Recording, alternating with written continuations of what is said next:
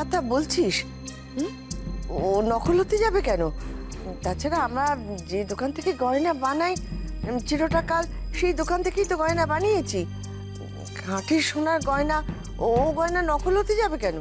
আরে আমি হলপ করে বলতে পারি এ গয়না সোনার নয়, স্রেফ সোনার জল করা। আরে বাবা, ৩৫ বছর ধরে আমি আমার শ্বশুর বাড়ির সোনার দোকানে গয়না কাটি। আমার চোখে ফাঁকি দেওয়া অত সহজ নয়।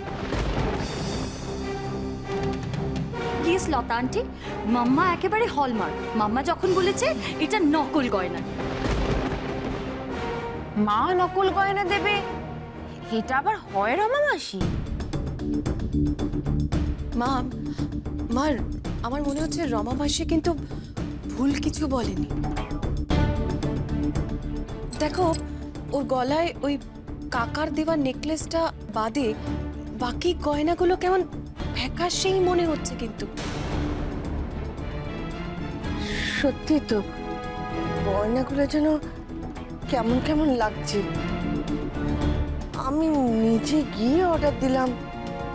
সাদে কি আর বলি আমার শ্বশুর বাড়ির দোকানে গয়নার অর্ডার দিস, আর তোরা ভাবছিস যে আমি নিজে লাভ রাখতে চাই।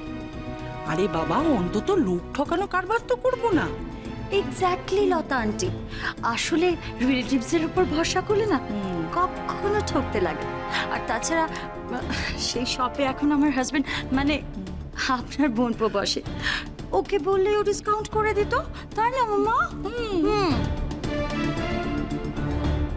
দিদি, এই রমা মাসি তো পুরো অন্য লাইনে চলে যাচ্ছে। হ্যাঁ দেখো না, वो असली किचाइनটা তো হচ্ছে না। দাঁড়া না, ঠিক কান মাথা টেনে ঠিক লাইনে নিয়ে চলে আসো।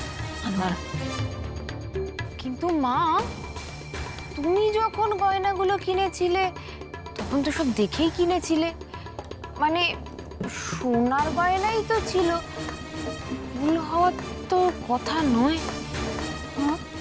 হ্যাঁ, সে তো বটেই, কিন্তু তখন তো একবারও মনে হয়নি নকল। হ্যাঁ, তাছাড়া বাড়িতে তো তোমার বাবাকেও দেখিয়েছিলাম। কি গো? আমারও তো মনে হয়নি, গয়না তো নকল ছিল না। তাহলে আমি ভাবছি যে আসল গয়নাগুলো গেল কোথায়?